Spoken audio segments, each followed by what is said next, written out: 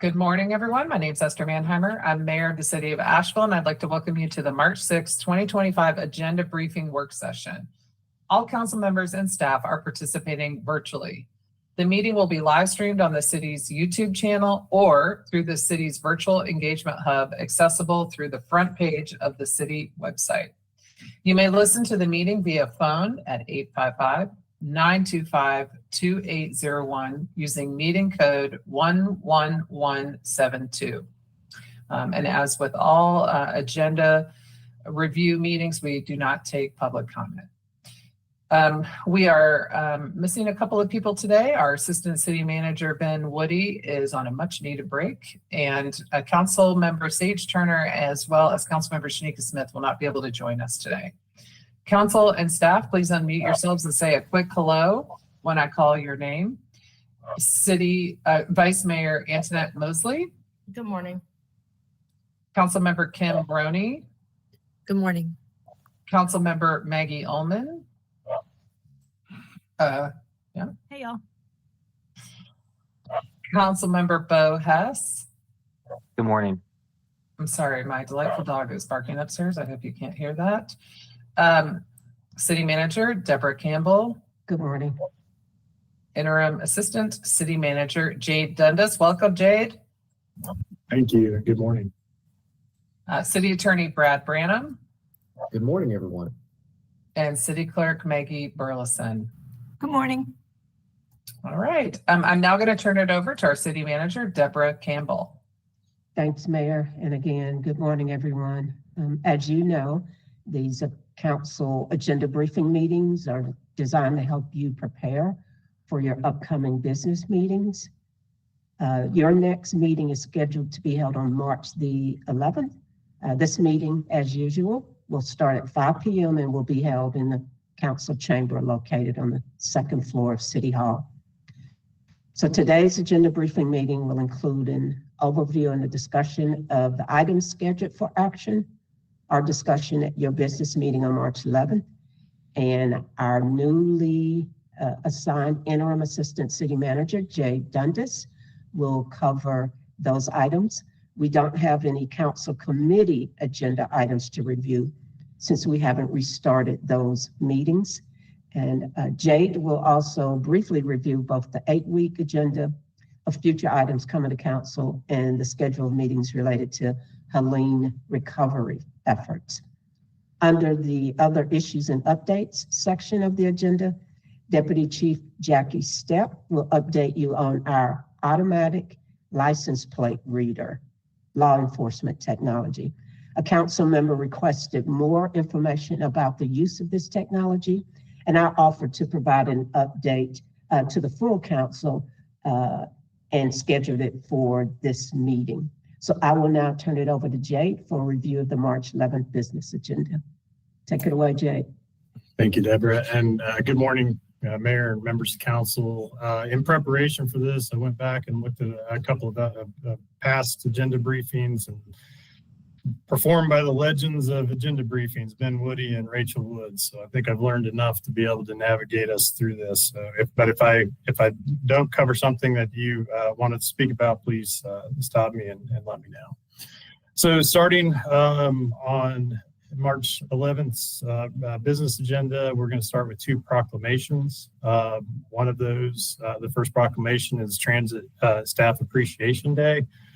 Very important to recognize these folks for their daily contributions, and then also to highlight the work that they did above and beyond in the response effort following the hurricane.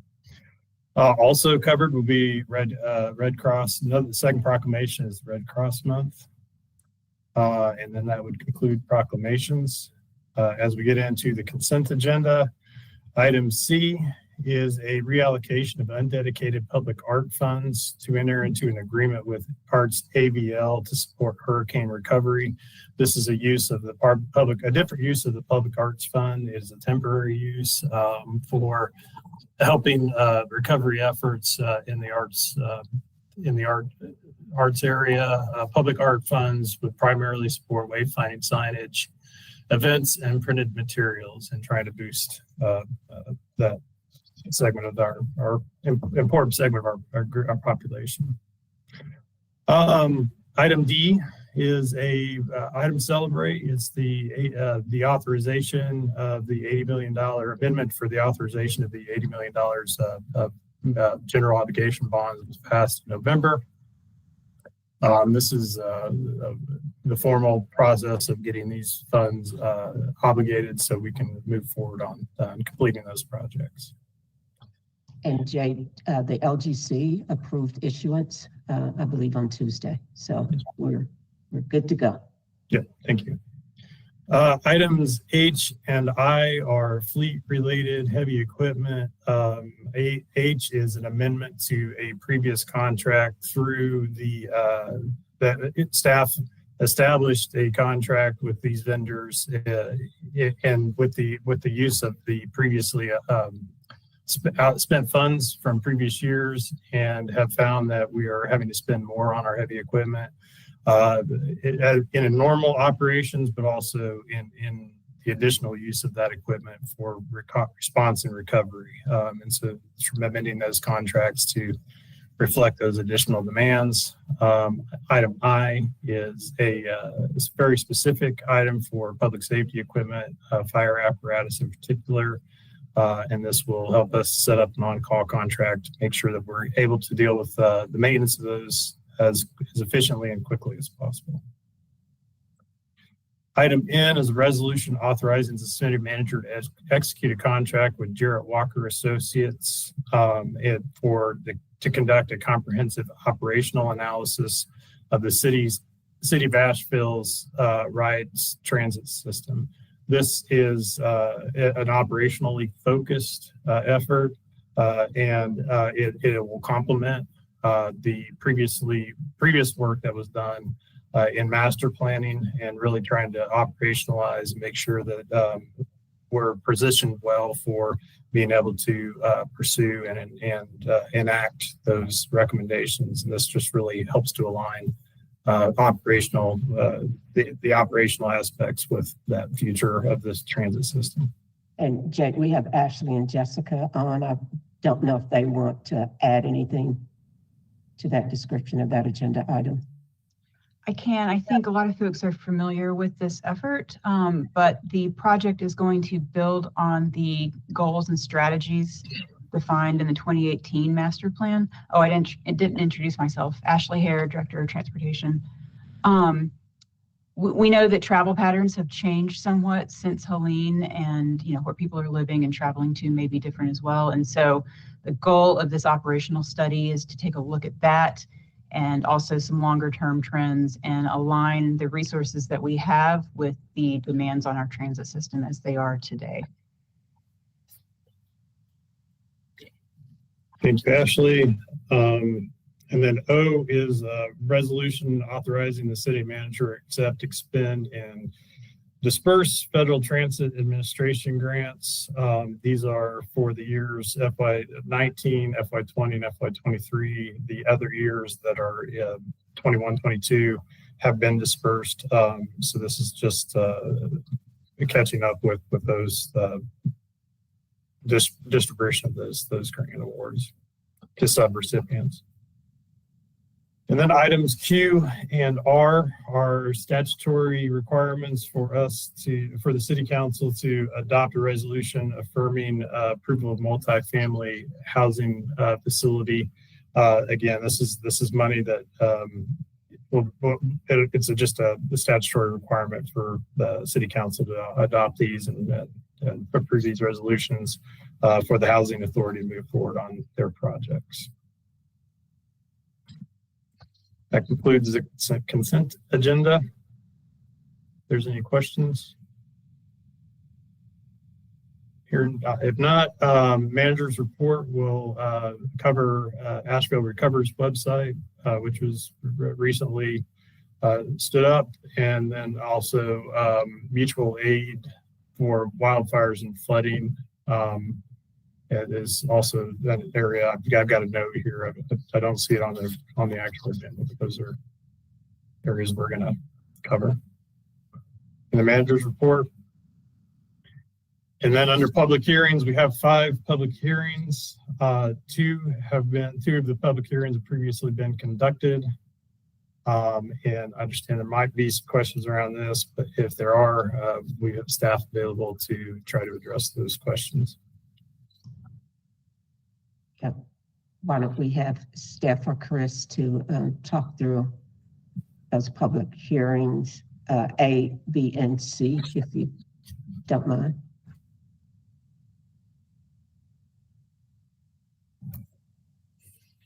Good morning, everyone. This is Steph Munson-Dahl, the Planning and Urban Design Director for the City of Asheville. At your upcoming meeting, you are seeing several text amendments, resident text amendments that deal with cottage clusters and flag Steph, lots. do you have your camera on? Oh, I do. Is it not Okay. showing? No, it's not, but that's okay. Don't worry about it. That's There what you it go. is. It's a little privacy screen. Sorry about that. Okay, no problem. Hi, everybody.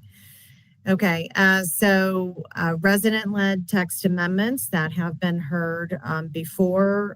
Those were brought by Mr. Barry Bialik for cottage clusters and flag lots. The other items that we have are text amendments related to supporting implementation of our plans and policies around housing. Those would be transit supportive corridor changes that would address the thresholds in those areas, parking minimums in those areas, and small district changes, the underlying zoning district changes to make sure that any additional density that occurs is more compatible with the neighborhood. So that looks like changing some setbacks, etc. At the last council meeting, we heard from you all that you wanted us to do additional community engagement, specifically with legacy neighborhoods. You also wanted us to start looking at maps and consider excluding specific geographies from some of the amendments that were coming forward. So this is in some cases tied to the overlay work that we told you that we were committed to when we presented an update on the affordable housing plan implementation work at the end of January. The schedule for that overlay work was to begin work in March, which we have, and to be at council by June. You also asked us if we could accelerate that work, and we have looked at the shortest amount of time that we can get through a public review process, including posting for Planning and Zoning Commission and the legal ads required to come to council. The earliest that we can get to would be, it looks like the first meeting in May instead of June. And that is for any of the overlay work.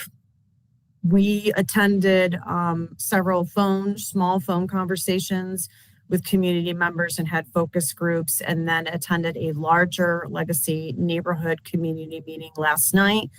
Members of the Planning and Zoning Commission were also in attendance at that meeting. It was facilitated by a third-party facilitator. We got a lot of great feedback at that meeting, and I believe you all received an email from that group either last night or this morning that indicated what the legacy neighborhoods would like you to do for both of those votes. In order for us to have proper maps for you to be able to analyze, we do have base maps. We shared some of those with you at the last meeting. Those base maps outlined the legacy neighborhoods themselves. We also gave you a map viewer where you could take a look at the parcels that are considered most vulnerable to change based on the missing middle study and analysis. But, and we can continue having you look at those and give us some direction. We're eager to hear that. We feel like things are starting to come together. But in order for us to be able to create an actual map-based amendment, we would need to go through a larger process. That's my understanding of it. And we also have heard that process, let me be clear, looks like re-advertising for to include another amendment. It is its own new amendment. There is a possibility. Whoa. I am like way confused. Okay. So So on are our we all. agenda, on our agenda for Tuesday night, we have two basic packages. We have one, which is the, which we delayed and we haven't voted on yet, is the commercial corridors by right process for multifamily housing, parking minimums, and there's a third piece of that package. Yep. Remind me what it is. Zoning district changes to align base zoning so that it is more respectful of the neighborhoods behind them. So Is that's that like- already, that's already done? That's already in the proposal? That's already on our agenda that's for the third Tuesday part night. of the amendment. Yep. Yeah, okay. So that doesn't require any maps. That is a zoning change. It has gone through all the proper processes. If council wanted to direct staff to omit some properties, that would require doing some mapping. But as it's proposed right now, it is ready to vote on if there is support by 4 council members for the staff recommendation. Oh, yeah. Okay. Yep. Stop. So that is on there. Sage and Shanika aren't here today, but I'm supportive of hearing that matter as proposed Tuesday night. I don't know how others feel about it, but that's one bucket. The other bucket is Barry Bialik's flag lots and cottages, which is our motion to reconsider. So before the council Tuesday night is a reconsideration of Councilmember Roney's motion to deny the citizen zoning, the citizen proposal regarding cottages and flag lots. Okay, council, are you clear on that? That is what is scheduled for Tuesday night. I think what Steph is saying is, if you want to do different stuff with these things, if you want to consider some kind of a map that would omit properties or do some things, we need direction around that. And depending on what that direction is, it could take a lot of time because it could trigger new notice requirements. But let me ask you this question. I know Brad's like right at the edge of his seat. He's ready to jump in. Okay, so we have bucket 1, which is the corridor by right multifamily housing proposal and accoutrement, the pieces that go with that. And then we have the Bear Bialik flag lot cottages vote reconsideration. There have been meetings in the interim with the legacy neighborhoods, and you were telling us a little bit about that. I just want to make sure that everybody's clear about what's happening Tuesday night, unless we, during this meeting, direct staff to do something different, or Tuesday night, we direct staff to do something different. And I think Councilmember Roney has a question. Yeah, I was talking with some electeds in Durham City and County this past week because they're doing a complete UDO overhaul and they're working on upzoning, and the goal is more affordability. They're setting the floor of affordability at 60% AMI for 30 years or more at 10% of the units. So when we have these UDO changes, I was hoping staff could confirm today the depth and terms of affordability when we're talking about incentivizing affordability with these changes, specifically for bucket 1, A, B, and C. Yeah, I can bring up the text amendment from the staff report. I think that those triggers come in at 150,000 square feet. And I believe that at that level, there's a 5% affordability requirement. And then it goes up from there, but I'm going to bring that up.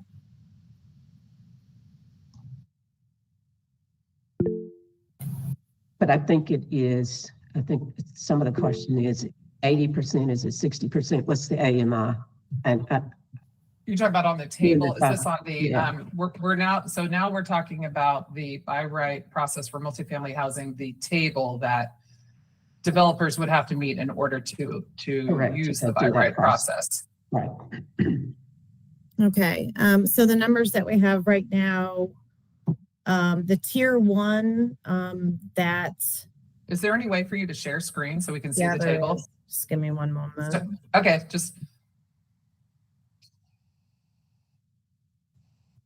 So let me ask a Brad question while Steph is getting that table pulled up. On the Barry Bialik cottages and flag lot proposal that is also back on our agenda for Tuesday night, would it be possible in this period of time for council to make a decision about, if this were to pass, if council were to make a decision about omitting properties, and I'm thinking of existing maps that we have, for example, that provide the outline as provided by Legacy Neighborhoods, and also the other overlay that we've looked at is the vulnerable properties. I'm not using the full title, I think correctly, but if could council for Tuesday night pass the flag lots and cottage proposal, but omit the properties that are captured in those two areas as shown on staff's got the maps that show those properties. Yes, thank you for the question, Mayor. The short answer is, I believe, yes, you could proceed under that framework. And just as by way of explanation, let me say that this is currently proposed as a text amendment. It has been advertised as such. It has gone through the review process as such. If what council proposes to do to amend the text proposal as it stands right now is to simply exclude certain areas geographically within the city where this change to the regulatory scheme would not apply. I do not think that would be such a substantive change to require any additional procedural process, which would require us to go back. So I do think that is leaving you in a position where you would be able to make that one change to exclude areas by reference to an illustrative map and vote on it on Tuesday night.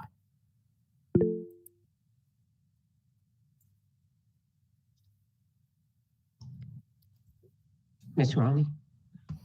You have a clarifying question, Esther. When you're talking about the vulnerable areas, are you talking about tier 5 or tier 4? Because there are two areas identified as vulnerable in the missing middle housing study displacement risk assessment mapping. Good question, Steph, or anybody on planning staff. Do you all know when you've sent us these link to these maps, and it identifies the vulnerable properties, but it doesn't, if I recall, it doesn't say tier 1. It doesn't give a tier number. Right. Some of those maps are not analogous. It is only the highest tier of vulnerability that is showing in those maps. Why don't we do this, Steph? You have successfully brought up the threshold table. Well, why don't we have somebody or also pull up the map so we can, when we'll have an informed discussion about the Before we do that, can we talk about this? Because when we I'm just saying, I'm just putting somebody on deck to pull up those maps because that might take a little time. Yeah, thank you.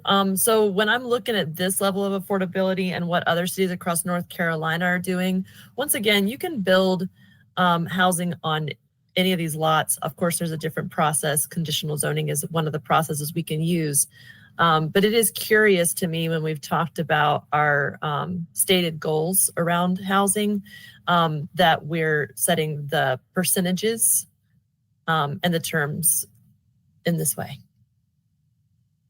So I just wanted to make sure that we have an opportunity on Tuesday to talk about the percentage of affordability and the terms when we're talking about affordability in general so that folks understand the AMIs and the percentages.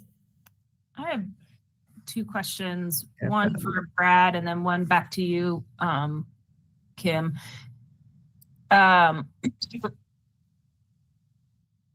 This table is really interesting and really important. And as Kim is bringing up, there's different ways to configure this. And I'm excited for us to have that conversation as a council.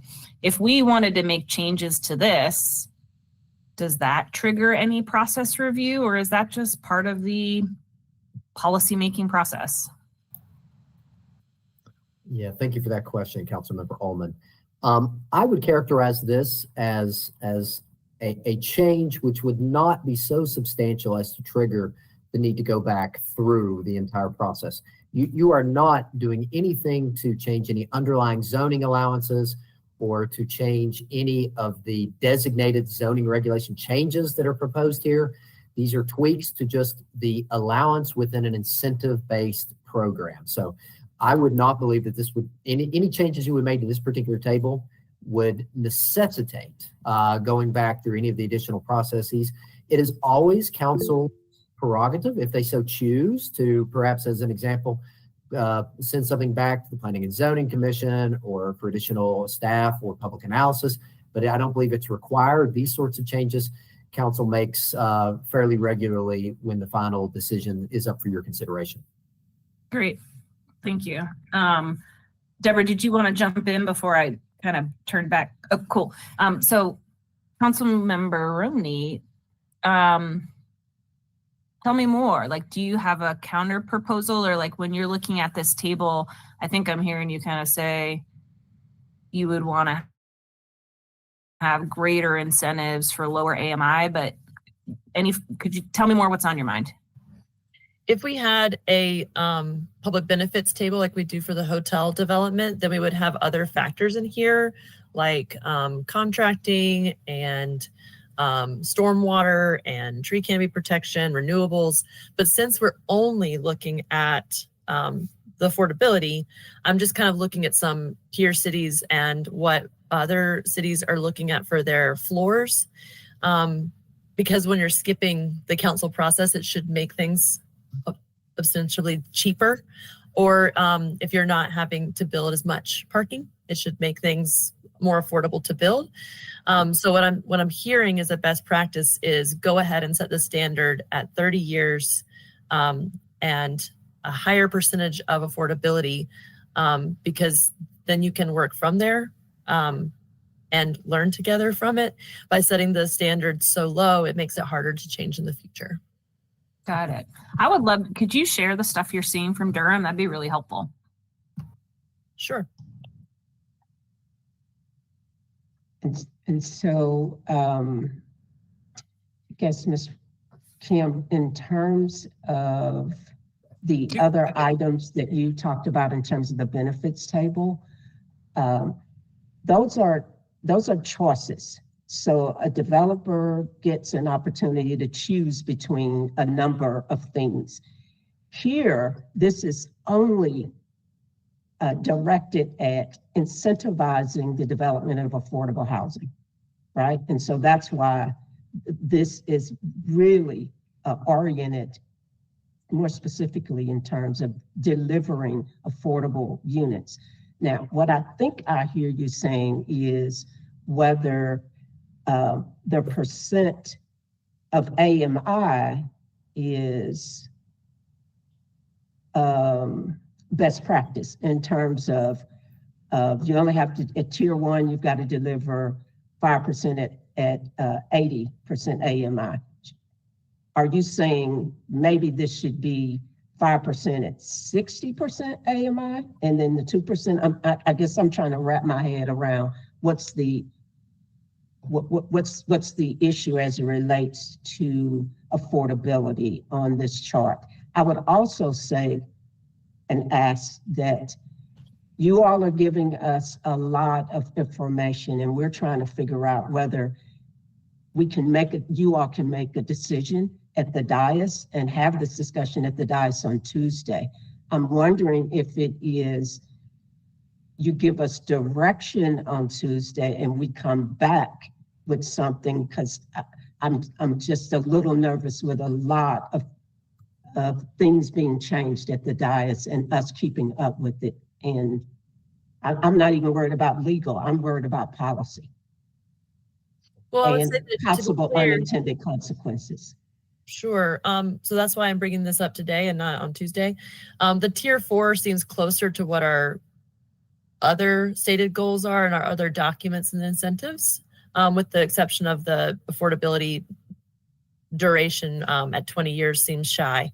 I do expect that if we're going to be seeing deeper affordability, so like at a 50 or a 30% AMI, that we would see a smaller percentage of units because of the subsidy.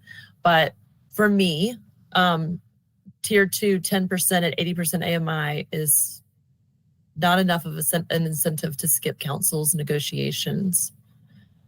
And that's, once again, for me. If I see 10% at 60% AMI or below for 30 years in other cities across North Carolina that are trying to do similar work with developers and partners that are dealing with similar financing strategies, I wondered if we might start there instead of,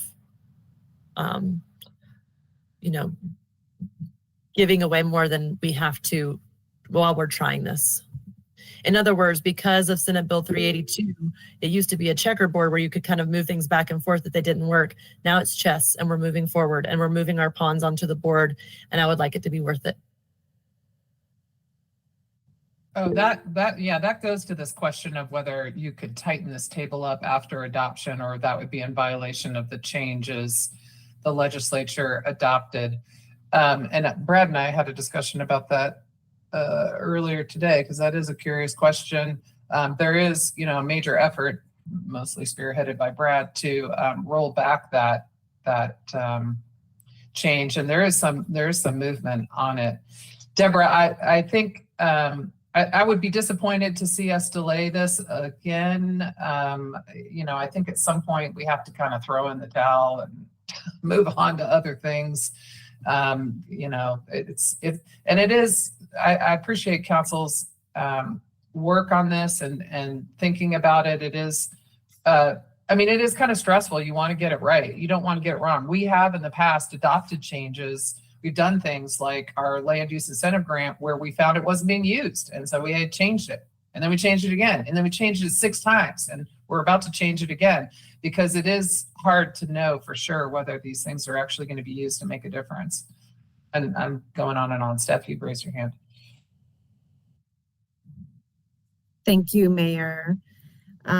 I'm really supportive of staff working to get something done that you all can agree upon. And I just feel it's my professional responsibility to remind folks that we did a lot of engagement around these numbers, and they might not be perfect, and other locations and cities across North Carolina might be requiring different levels of affordability.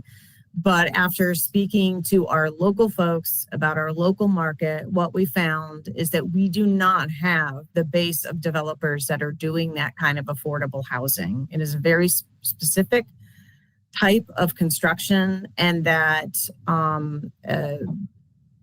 if we raise them to the 2 higher levels, it is likely that what we're going to see is we're only going to see tax credit projects or mission-driven developers like the Haywood Street project. Those things are wonderful, but it is a trade-off. So that is why I just want people to know the why around why Planning and Zoning Commission and city staff came up with these specific numbers. And it was through research and discussion.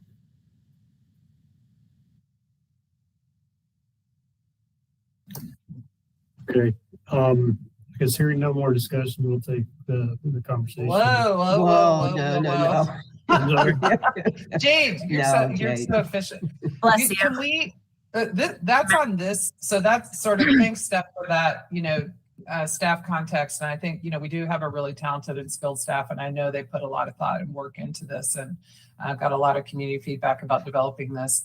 And I will say, I think, we have an unprecedented amount of money in the next several years to put into affordable housing projects through the bond and through CDBG-DR.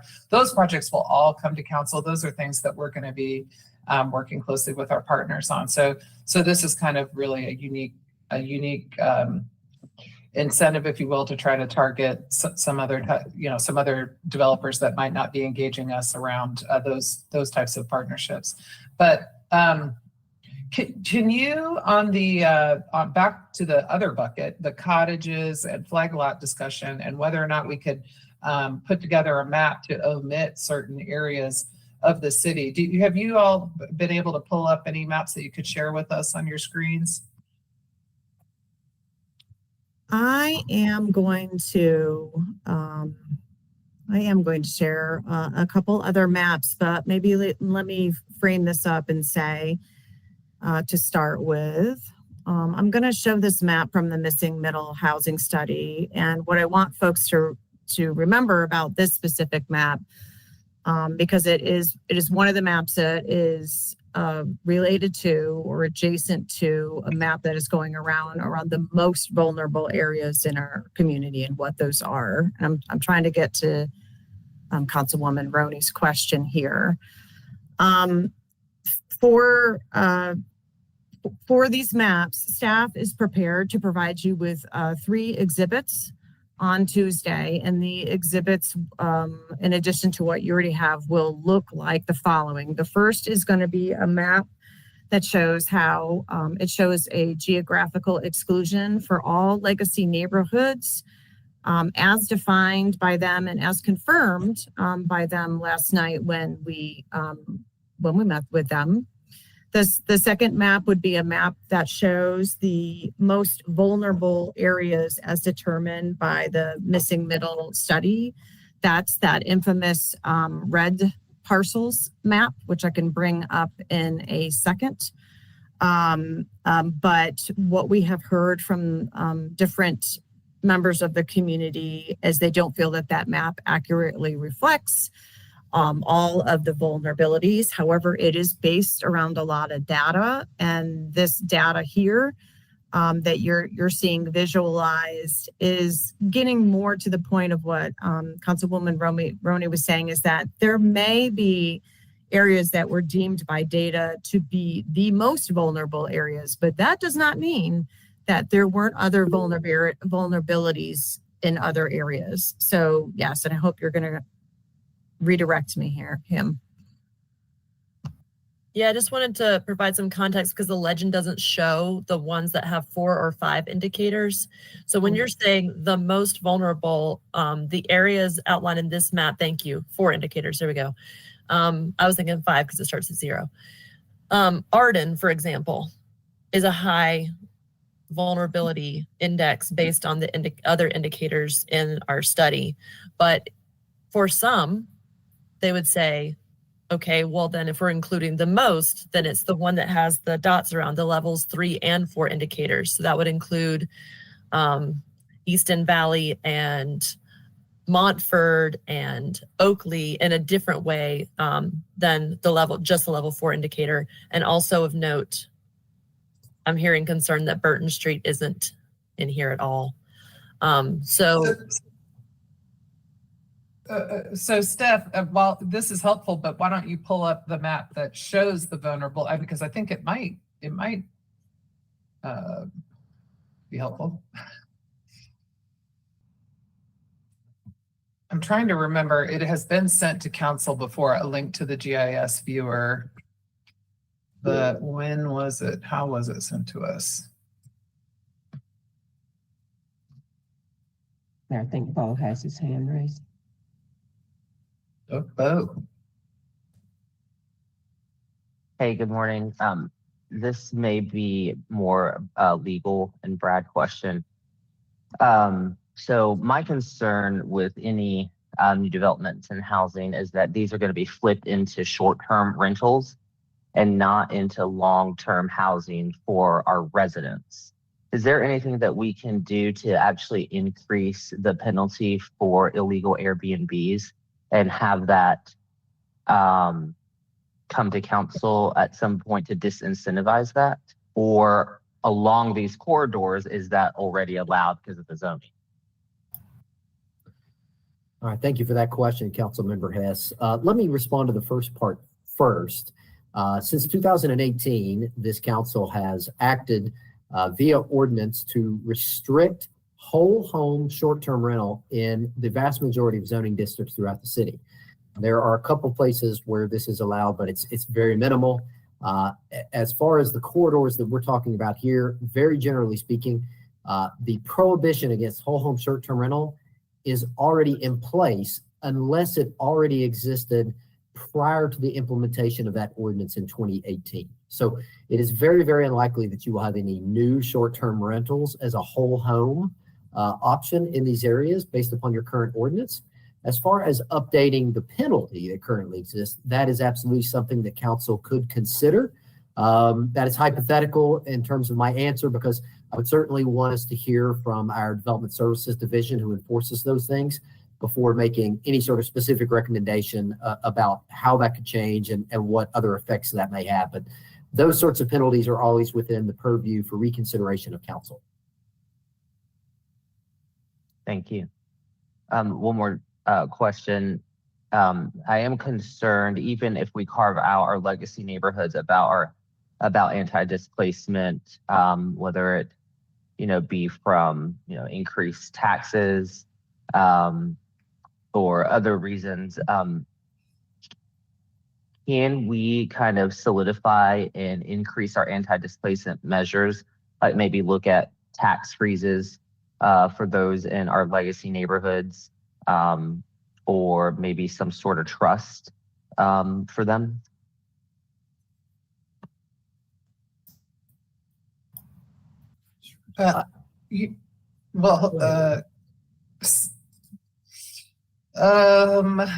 Bo, okay, in the state of North Carolina, you can't charge a differential tax rate for people. You can't charge a differential tax rate for commercial property, residential property.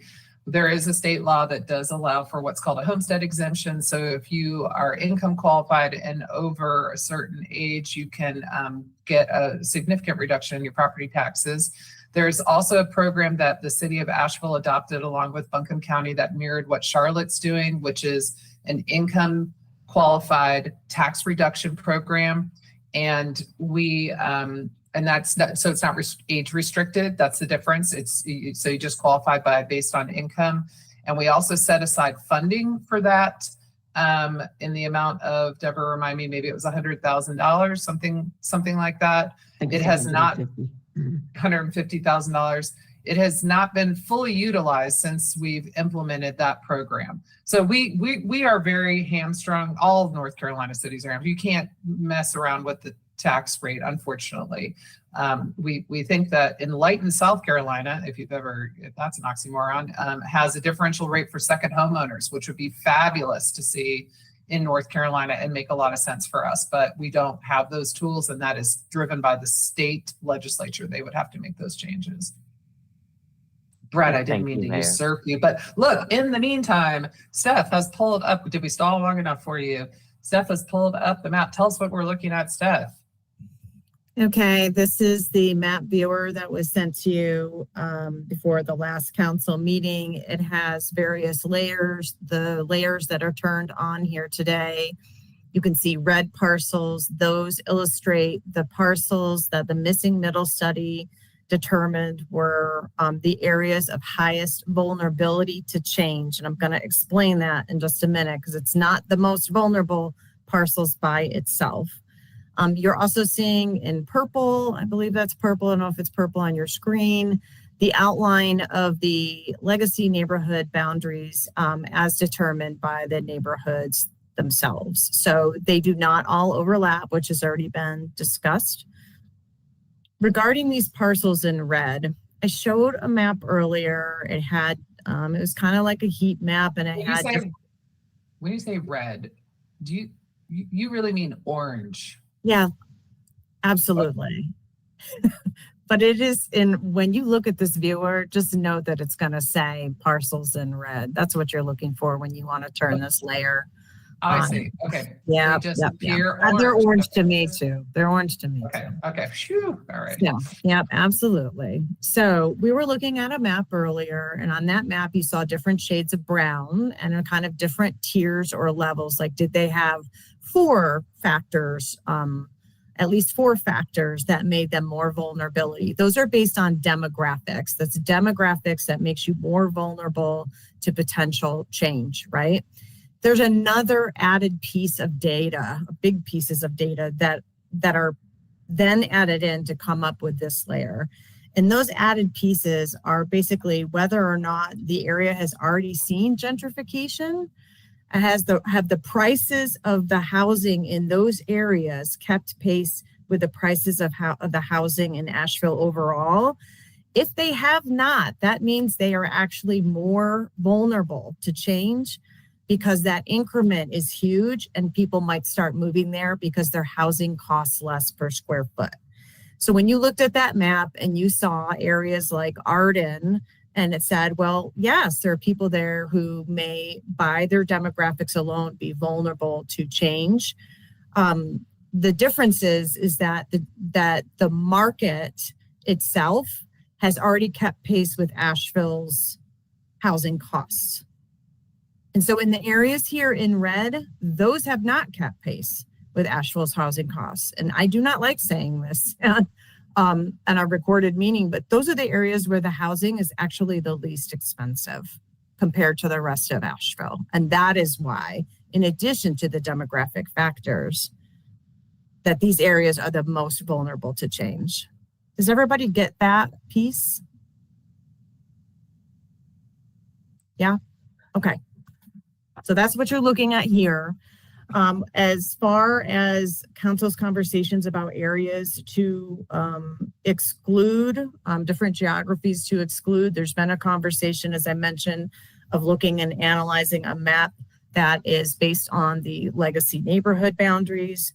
There's been a conversation about using a map that includes these orange parcels because they have been determined to be the most vulnerable to the market change, and they include people that live in them who have characteristics that are vulnerable to change.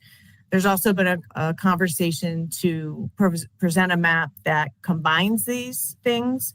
And then I also know that there's now a fourth option. My understanding is that the legacy neighborhoods have, I don't know that this is an option, but I will just say that the legacy neighborhoods last night have said to council that they would like not only for the legacy neighborhood boundaries and the most vulnerable areas to be carved out from any changes to support more housing diversity and supply, but then they've also added in opportunity zones. We are, by this afternoon, we will have added opportunity zones as a layer on this viewer for you all. So what staff is looking for, to be clear, is an understanding of if those 3 or 4 map options with analysis are what you are asking for as additional exhibits for Tuesday. So again, just to be clear about what we're talking about here, this is with regard to the Barry Bialik flag lots and cottages properties to be omitted, potentially be omitted, were those recommendations to be enacted. And this is very helpful. And Maggie has a question. Yeah, I was just gonna chime in that I'm excited that we're at a point of looking at maps together. I think what you're showing now with the legacy neighborhoods and these vulnerable red areas is just really helpful to me. I feel like others on council have mentioned that some of why these legacy neighborhoods might not be showing up as orange on here is because they have already been gentrified. And then you do see overlap with some neighborhoods like Shiloh who are still at risk. And so I like this map view with these 2 combined. I think that we've heard from the legacy neighborhoods that they want to have conversations about anti-displacement, which might include zoning in their neighborhoods. And so I want us to have those conversations with them, and I want us to be able to pursue things like flags and cottage courts in other neighborhoods where folks are maybe where it's a different dynamic. So I like this map view. I think this is one that I encourage all of us to consider us pursuing, where we upzone outside of the purple and outside of the orange.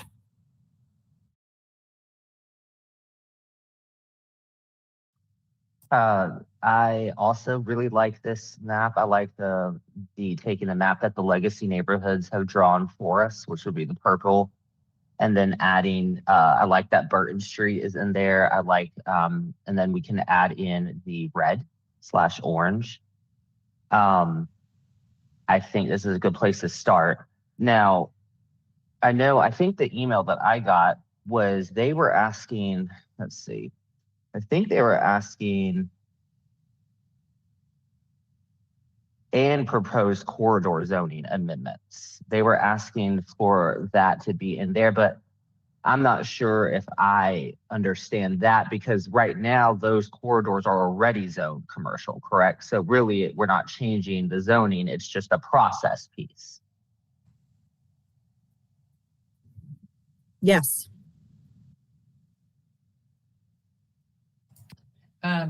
I'm pulling up the opportunity zones, which by the way, you can no longer view on the federal website, but you can still view on the state website. It would be an expansion. Yeah. So I mean, I think that would be. I'm not sure that expanding that makes a lot of sense, because it looks like it's more the River Arts District and the South Slope, like the commercial parts of it, that you would be adding to this. So I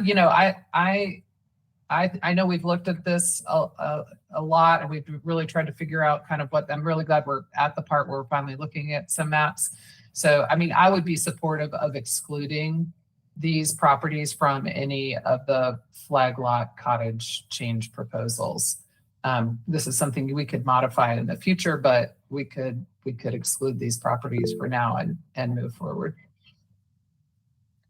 Mayor, as you know, and please staff correct me if I'm wrong, staff was not supporting flag lot cottage changes and what Barry was proposing, and I'm glad to go with staff's recommendation on that personally. And if you've got an opportunity to tell us kind of what the differences are, I know it's just a couple of things, but in the meantime, I believe Antoinette has a question. Thank you. So, and I'm going to follow with the neighborhoods. I think our whole basis for this is slightly skewed.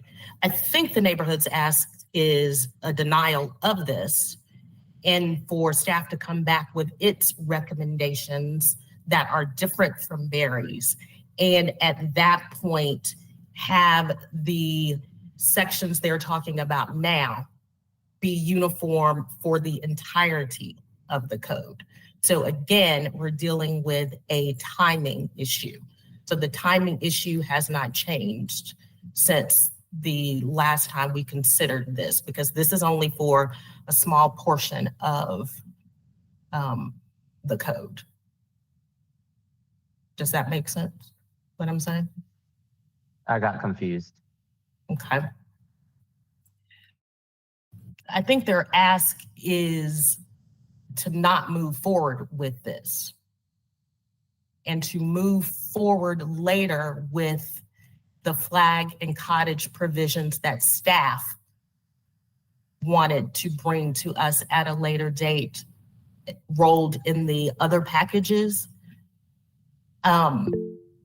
And to have the overlay or the carve outs that they're discussing being voted on prior to other changes in the UDO. And I heard from Steph that the soonest we would be able to see that level of an overlay is May. Is that right?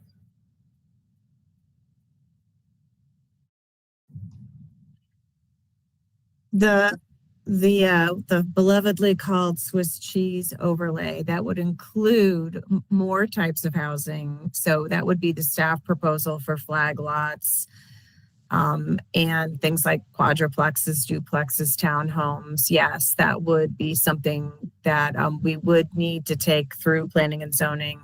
We could have it due by the first meeting in May, and that would be very quick.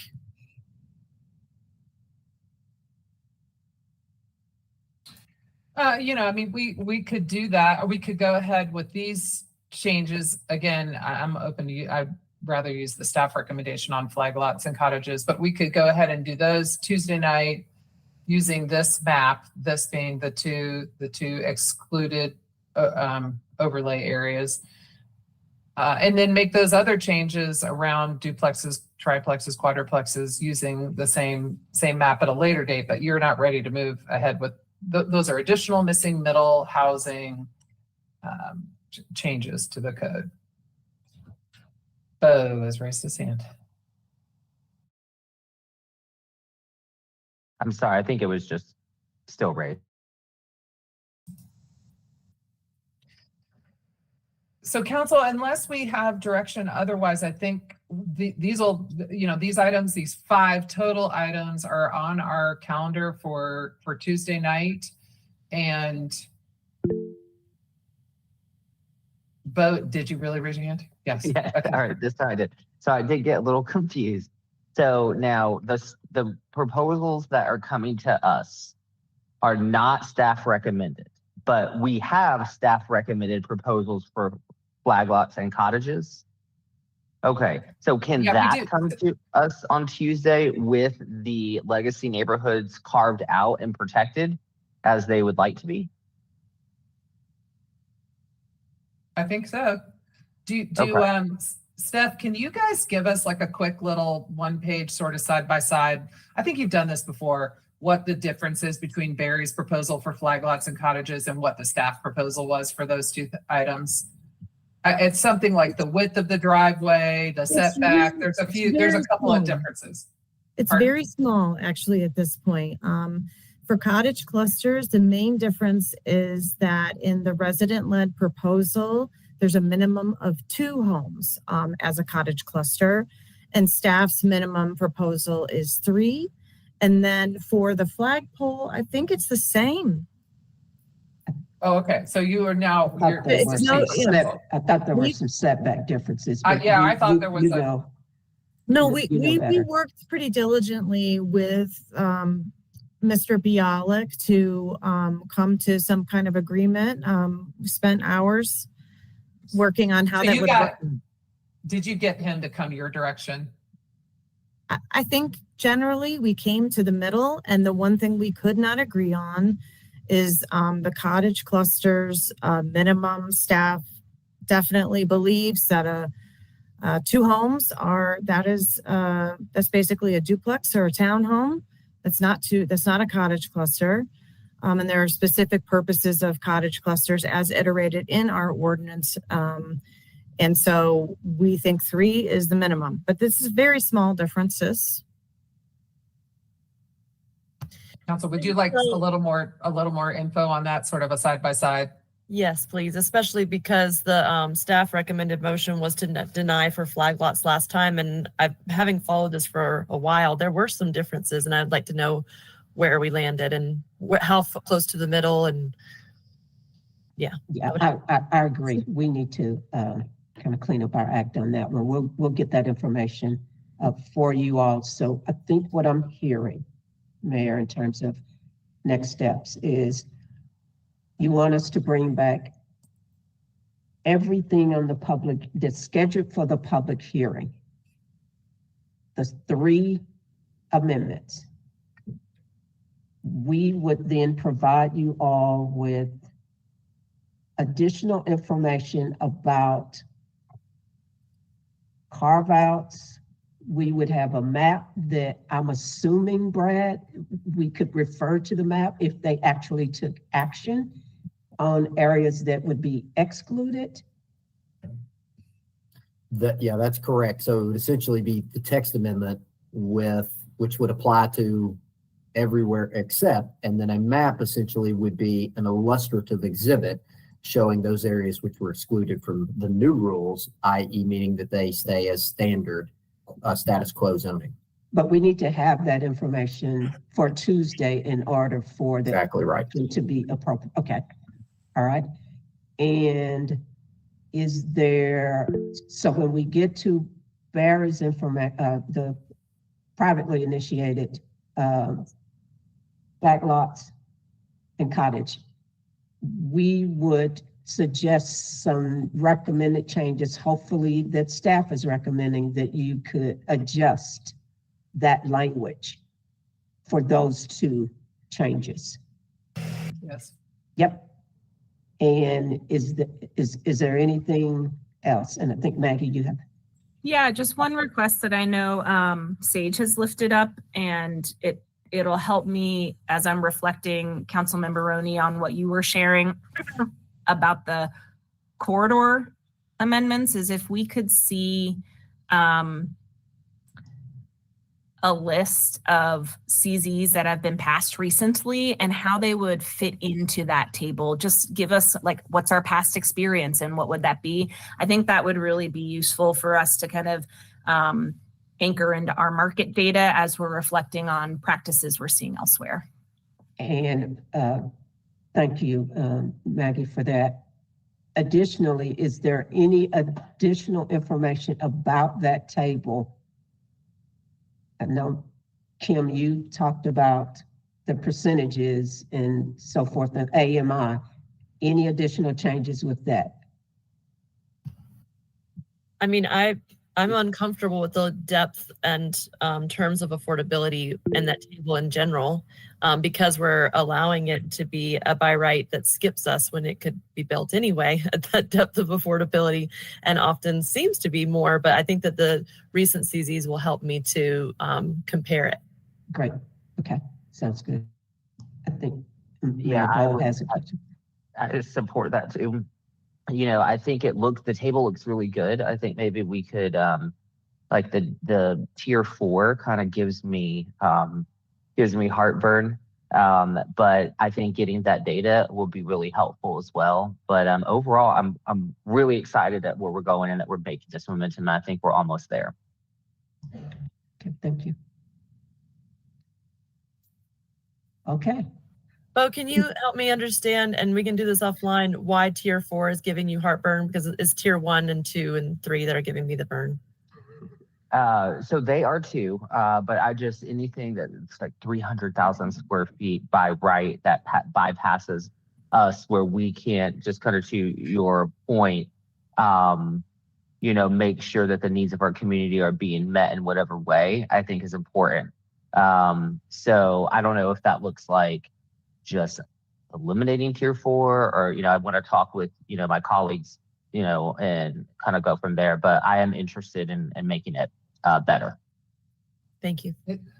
And hopefully, if Steph's able to provide us with kind of how the past projects would fit into this table, we can get a feel for, do we even see projects that size? And if we do, where in the world are they? So that would be helpful to give us some context. We did do that for the hotel overlay. I think we made it a cutoff. Anything above a certain size would have to come to council. Correct. And to correlate that also with numbers of units, and for us to again remember that the whole purpose of this is to incent the development of affordable housing. And so I just want us to reckon back to, why are we doing this? We are doing this to try to increase supply. And I think, when you finance affordable housing, there's a stack. Usually you just can't go out and finance it alone. You have to have different types of resources in order to deliver these units, because they're so difficult these days to deliver. And so what we are looking at from a regulatory perspective is, how do we provide enough incentive through a zoning process to encourage that these units be delivered? So I just want us to make sure that we continue to understand what's the North Star, what's the target that we're trying to achieve. In addition to doing that without impacting the quality of life and the character and fabric of the existing neighborhoods that abut these, particularly for the corridors, the geographies where we're recommending that there be changes and a by right process to deliver these units. So I think we've got it. Steph, is there anything else Deborah, you need directly? Yes, ma'am. To interpret the sum of your statement, which I think is very helpful. You've been a planning director for many, many years. I think I'm hearing you say you're supportive of this proposal. I will definitely. Okay, well, you were, yeah. I mean, I just wanted to make sure we could deliver the information that you all wanted in order to make a decision. And I'm totally supportive of this. Okay, yeah. Absolutely. I mean, sometimes when you pose the existential question, it's hard to know where you actually come down on it. but I assume that once it makes its way to council from staff, that you have given it your seal of approval. I wondered if you all remembered why we were doing this. That's all. That's I was asking the question. I'm very heard. Okay. Okay, cool. All right. Thank you all. I appreciate this very robust conversation. Jade, It's back. Jade, you can finally, moving on. You can move us on. Certainly had no intentions of stopping the conversation. I did want to go back and say that on Tuesday, March 11th, there will be a budget work session starting at 3 o'clock that afternoon. So that's on the agenda as well. There are no other items on the consent agenda or on the regular agenda. And so moving quickly into the 8-week look ahead, we have on March 25th, as part of the reports and presentations, a ARPA update that will be coming to council. And then on April 8th, the submission of the CDBGDR action plan after the 30-day review public comment period. And then also at that meeting will be an ordinance to adopt the fees and charges manual. Any questions about the 8-week agenda? Not moving into the recovery briefing topic schedules. We'll have regular routine updates of the RSGs over the coming months. Things to highlight. Again, the budget work session next week on Tuesday. And then also just to repeat the CDBGDR action plan. And they will be to council's briefing on the 3rd, and the official adoption of that plan is on April 8th. So that concludes the review of the planning documents and the agendas. And so at this point in time, I'll turn it over to, I think, Deputy Chief Stepp is next on the agenda. And again, Chief Stepp, Deputy Chief Stepp, before you start, this was requested in terms of getting a better understanding of how we are utilizing certain technology as it relates to policing and law enforcement. This would probably be something that we would normally take through Environment and Safety Committee, but since we are not having those meetings, we thought it was appropriate to bring it to an agenda briefing. And Deputy Chief Stepp, I will allow you to give us an update on this. All right, great, thanks. Good afternoon, everyone. We're going to move right into the next slide. So just so you all know, we've been using LPR readers in our Fleet 3 vehicle system since April of last year. So this LPR equipment has been in the field for almost a year now, and it's been available through the link here that's been available on our page. Stationary LPRs have been in our community for approximately 2 years, and we've had access for about a year to those cameras. When we rolled out our mobile LPRs, we kind of partnered and were able to share information across jurisdictions.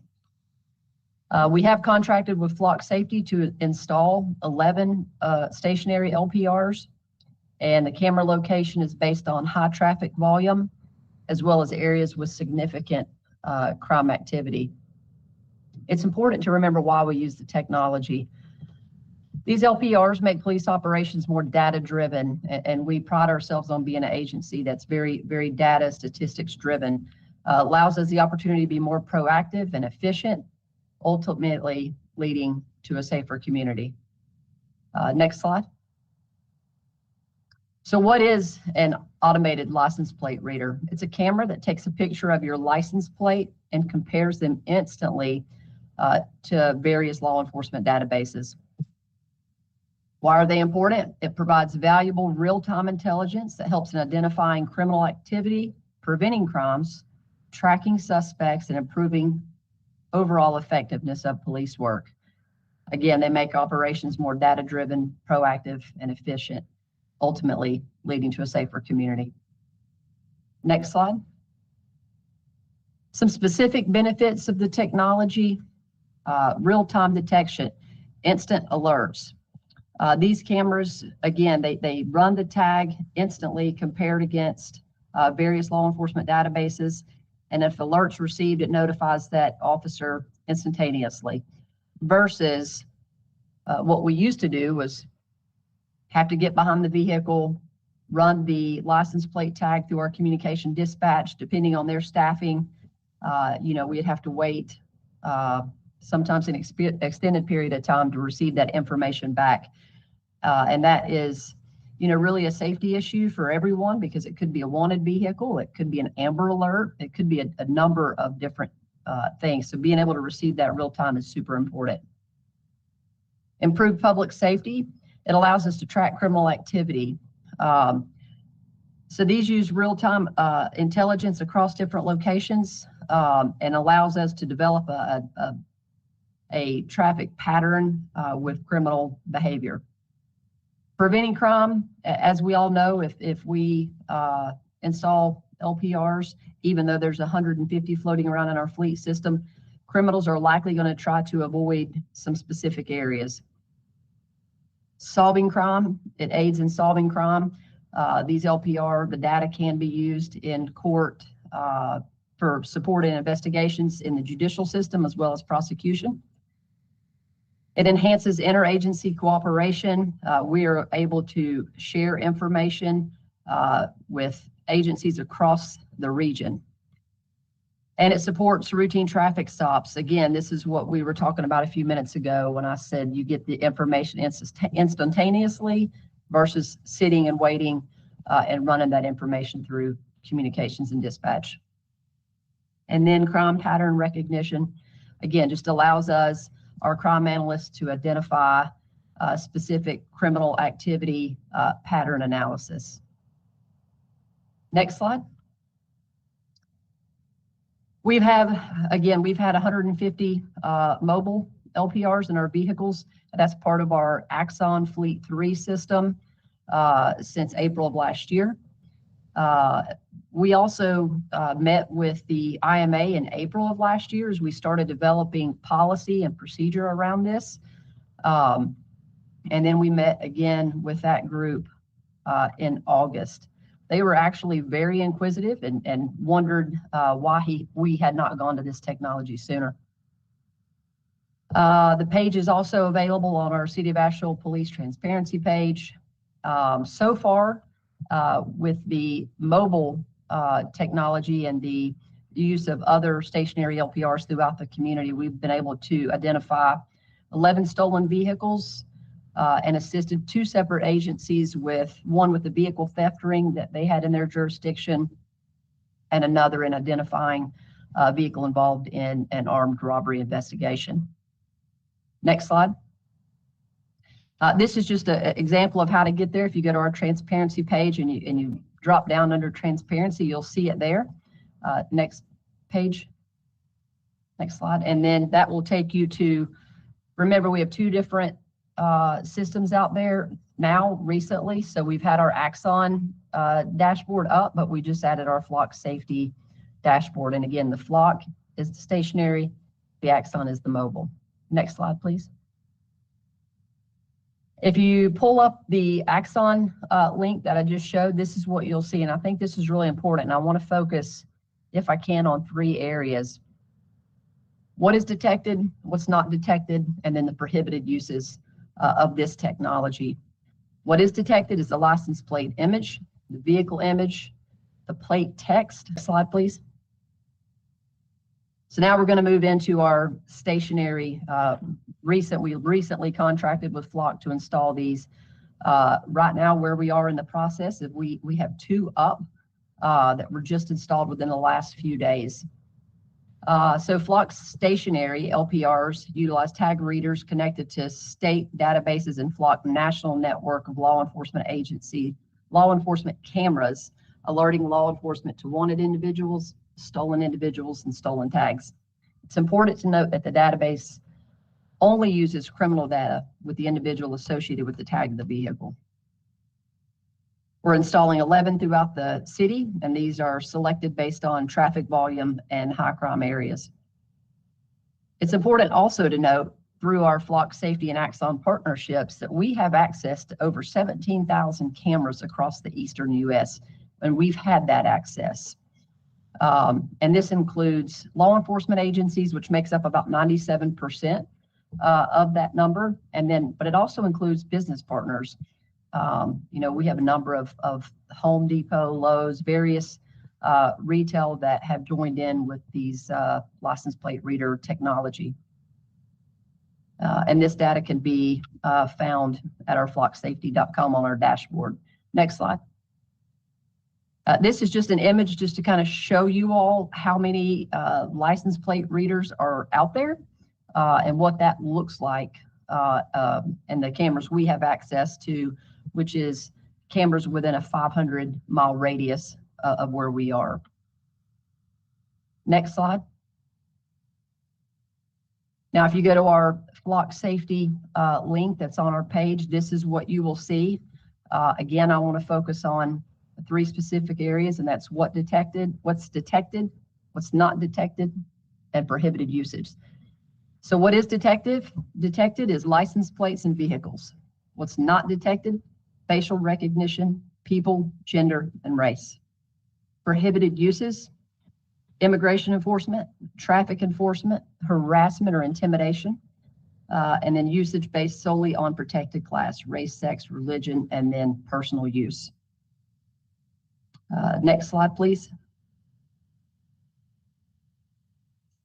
And then this is complete transparency where we intend in installing our stationary LPRs. Again, the information is based on high traffic volume and areas with significant crime activity.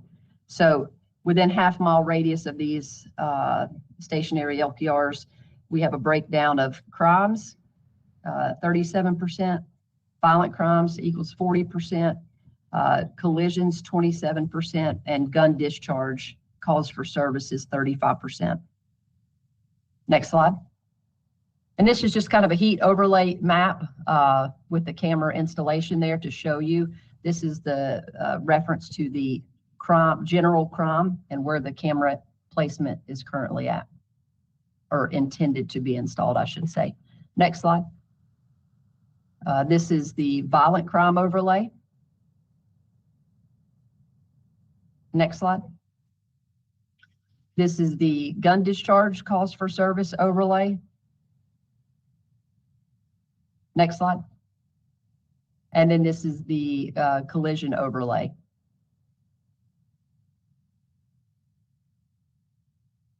Next slide. I wanted to make sure to show you those maps just so that you understand, these cameras are not being installed arbitrarily throughout the city. Again, we pride ourselves in being an agency very data-driven, and we place these very specifically, based on statistics. Key takeaways: we've been utilizing mobile Axon automated license plate readers since April of last year. The information has been available by searching and going to this website. Stationary automated license plate readers have already been in our community for approximately 2 years, and we've had access for at least a year. And we recently contracted with Flock to install 11 stationary LPRs throughout the community based on high traffic volume in areas with significant crime activity.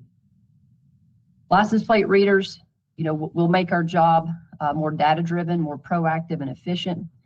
We have to continue being 69 officers down.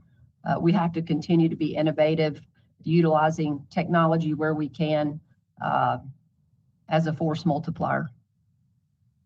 Next slide. I'm happy to take any questions. Thanks, Deputy Chief.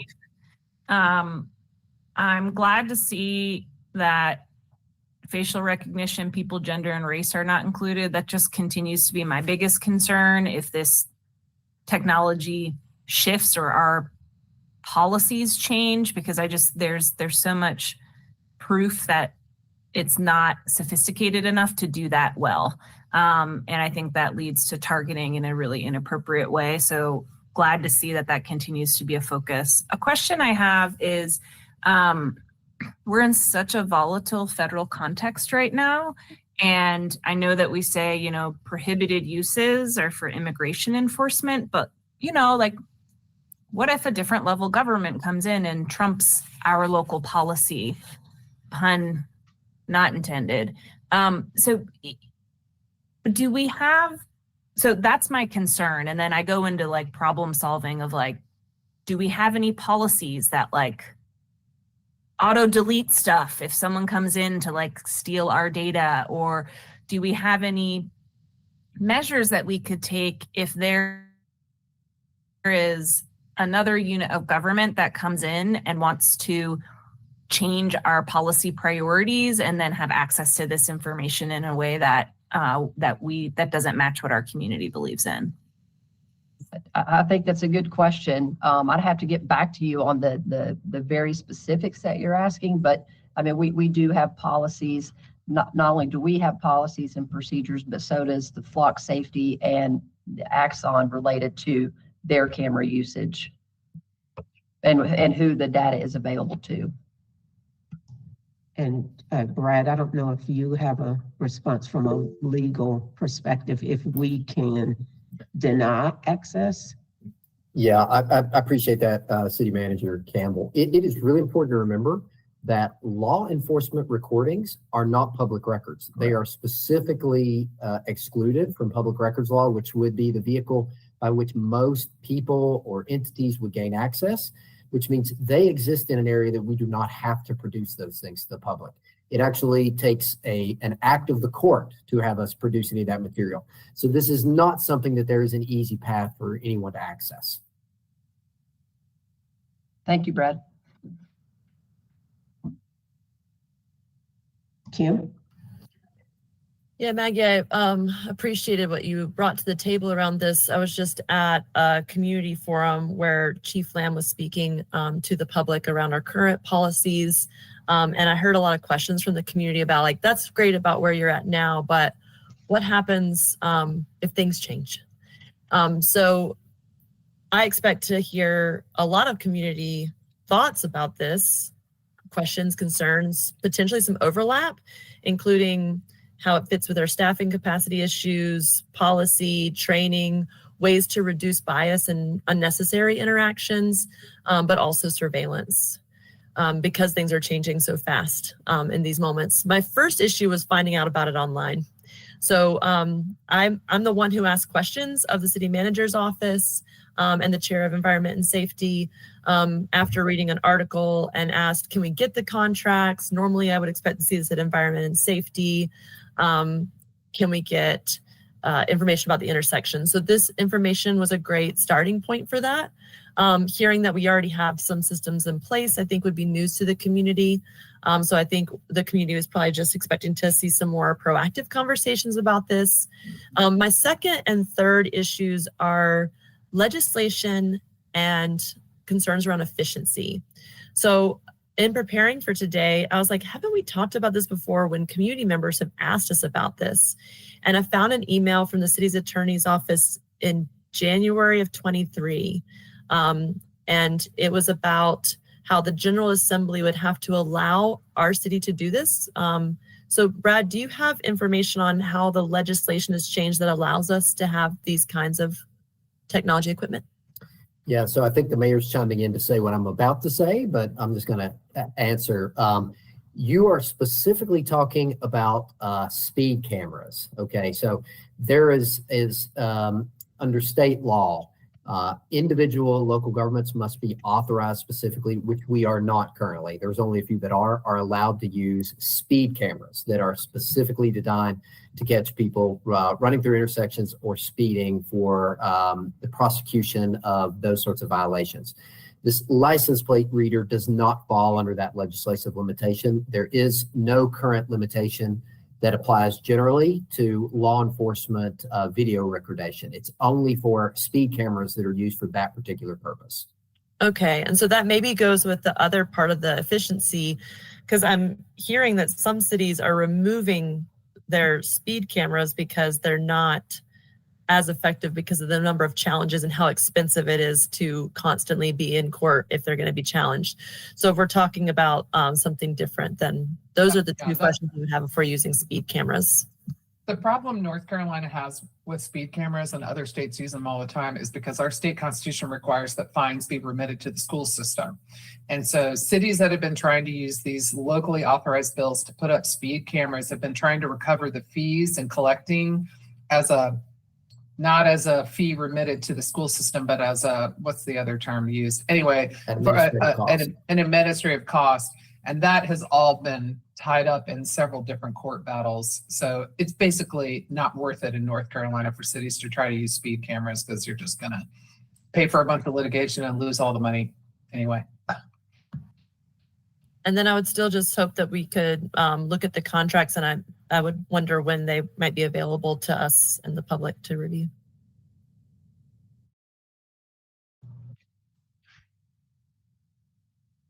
Any other questions?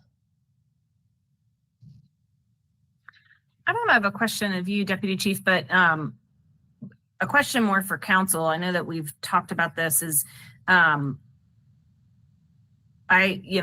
Councilwoman Roney, you're mentioning that typically something like this would have been discussed at Environment and Safety, and I found them to be really important conversations, and we've had discourse and dialogue, and I know that we're still all struggling to find enough hours in the day, but I'm getting to the point of being pretty eager to have council committees or a version of council committees to start again, so that topics like this, we can have the space to explore and have back and forth, and that, topics like we had earlier in this agenda briefing, that spending some time in committee would go a long way for staff and council to be able to roll up our sleeves and work through stuff. So I just want to say that I don't know where we are on that. I feel like there's been we're going to talk about it at the retreat, and that was such a busy retreat, we didn't get to it. And then I feel like there was a staff's going to bring us something. And so I'm just flagging, I feel like that's an important part of governance that has made a lot of sense that we took a pause, but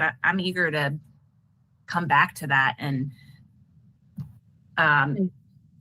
curious what other people think about that, or is it is staff waiting on us to make a suggestion, or where are we? So that's kind of out of the blue, but this brings that up for me. So I would love to hear either from other council folks or from staff of is there a next step for this type of thing to get started again?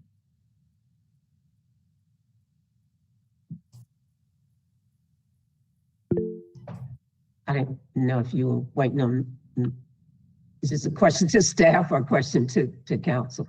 Yeah, I guess I should be more directive. Maybe it is to staff. Is there a ball moving on this topic, or Absolutely it is. And so we are hoping that we can bring back something in connection with your retreat summary, your goals and your priorities, so that we can have the alignment that we think is necessary for us to move and finish up this fiscal year and into the next fiscal year. So yes, ma'am, we should have that in to you all in the next 2 weeks. But we have done some work. I will assure you that we have general, and Maggie can attest to this, that we have a general names of committees proposed, and again, in alignment with your council priorities. SORTA recovery alignment is where we are 100% focused, but we will have that to you in about 2 weeks. Love it. Thanks. Absolutely.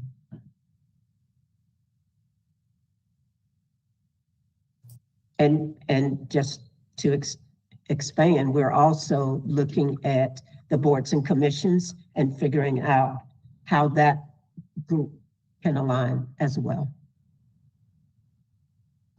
That's great. Yeah, I just saw that email come through from Alex on getting that group of co-chairs back together for them to kind of make some suggestions for that. I love that being driven by them. So awesome. I appreciate the update. Look forward to looking into it. Absolutely. Yes, ma'am. Okay. Well, that was the last item on our agenda, and I believe that we've got a lot of information that we've got to provide for you all on those text amendments. And staff has heard you. We're going to debrief, make sure that we get that information to you all. It's just part of the follow-up, and we will also be doing it being as part of the presentation. We'll be providing additional information on those text amendments that you all requested. And the additional information I'm talking about are the maps and any other accompanying data that was requested. And Kim, I think I heard you say you wanted information about the contracts for the flock and the Axon. We can provide that as well in terms of follow-up. Thank you. Absolutely. Anything else? Look at Jade. Jade finished us ahead of time. Yeah. Ahead of time. Okay. Yeah. Well, it usually goes to 1, and we're finishing up at 12:30. Yes. Okay. Good. Yeah. All right. Good job, Jade, wherever you are on my screen. Excellent. Okay. Appreciate it. All right. So everyone have a great weekend. Take care. All right. Thank you all. Bye-bye.